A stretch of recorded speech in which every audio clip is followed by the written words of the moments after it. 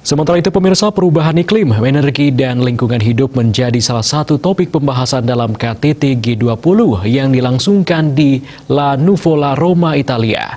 Perubahan iklim yang terjadi harus dapat ditangani secara bersama-sama antar negara, termasuk secara internal di dalam negeri seperti di Indonesia. Rektor Dwi Jendra University yang juga Ketua Perhepi Bali dan Ketua HKT Buleleng Gede Sedana mengatakan kondisi ini sangat erat kaitannya dengan pencapaian target Sustainable Development Goals SDGs, yaitu sebanyak 17 tujuan. Salah satu tujuan tersebut adalah no hunger atau mengakhiri kelaparan, mencapai ketahanan pangan dan meningkatkan gizi, dan mencanangkan pertanian berkelanjutan. Ini berarti bahwa pengelolaan pertanian harus dapat diselenggarakan secara baik dan berkelanjutan yang melibatkan berbagai komponen, khususnya produsen yang umumnya terkategori petani gurem. Pemerintah dan stakeholder lainnya agar dapat mengambil upaya yang terintegrasi dan saling bersinergi untuk dapat meningkatkan produksi pangan.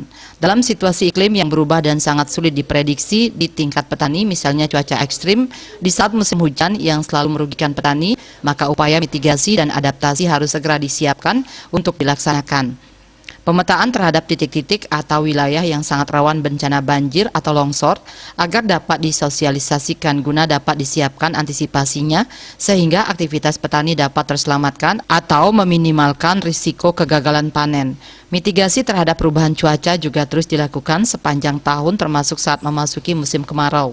Para petani harus dilindungi sesuai dengan amanah yang tertuang dalam Undang-Undang Republik Indonesia Nomor 19 Tahun 2013 tentang perlindungan dan pemberdayaan petani.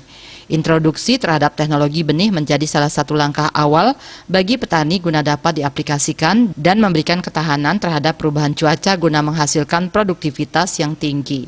Bali Post melaporkan.